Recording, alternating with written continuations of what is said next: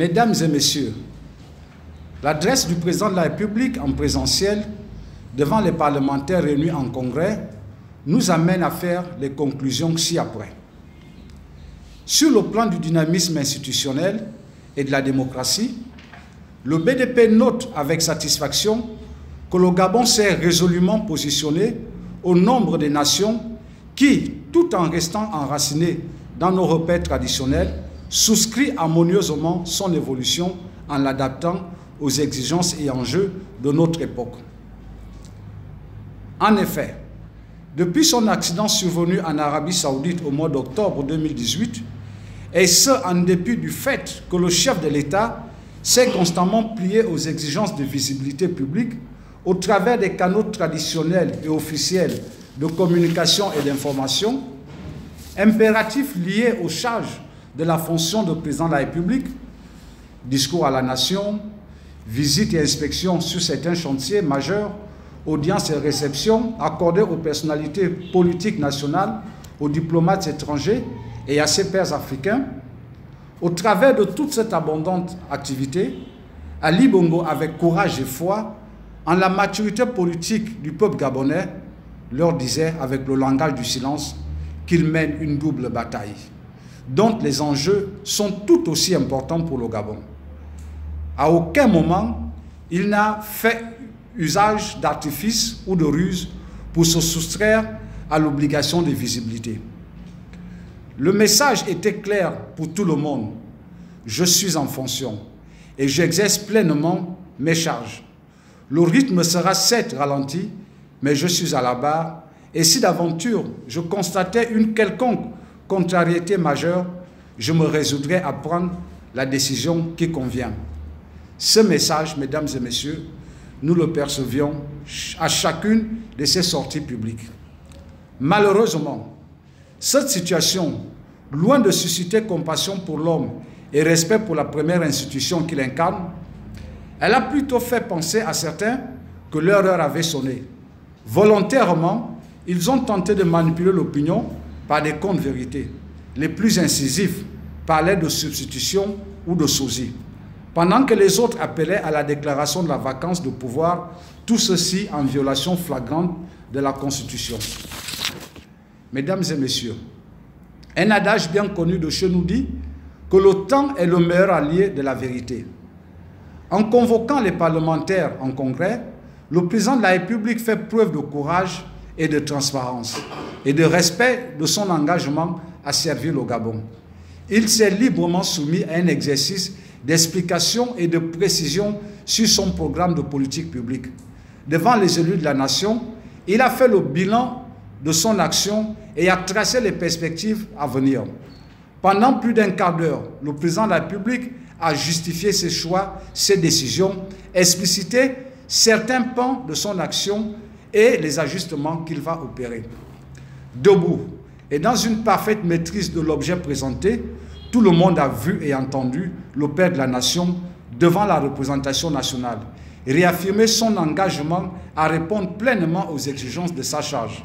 Il a par cette circonstance démontré, si besoin en était encore, qu'il est en pleine et en entière capacité pour conduire notre nation. Quelle belle réponse pour tous ces détracteurs qui pour certains le donnaient mort ou pour d'autres totalement inaptes à une telle fonction. Une telle démonstration de courage personnel et de foi en la République est à saluer et mérite de figurer dans les annales politiques de l'histoire du Gabon. Mesdames et messieurs, en plus de cette volonté de transparence sur son état de santé, la déclaration du président de la République devant les parlementaires, réunis en assemblée, instance solennelle et prestigieuse du dynamisme démocratique, constitue une toute autre symbolique. C'est la preuve que le chef de l'État accorde de l'importance aux missions du Parlement et qu'il veut faire reposer son action sur le soutien bien compris des élus nationaux. Cet exercice de pédagogie politique illustre parfaitement que le président de la République a pris la responsabilité de conduire les changements qu'il faut effectuer pour s'adapter au contexte d'un monde soumis aux aléas de la pandémie de la Covid-19, afin de résister et de traverser à moindre dommage les périodes de turbulence issues des dérèglements de l'économie suite au ralentissement généralisé de tous les secteurs d'activité.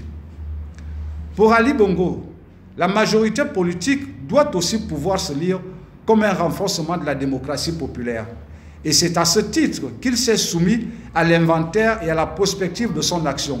Une façon de dire à tous les partis de la gouvernance que qu'ils doivent rendre des comptes au peuple gabonais. Le président de la République invite les élus de la nation et à travers eux, les citoyens à conforter nos institutions dans une époque où l'extra-institutionnel a tendance à supplanter l'ordre constitutionnel. La leçon a également donné suite à des encouragements et à des félicitations.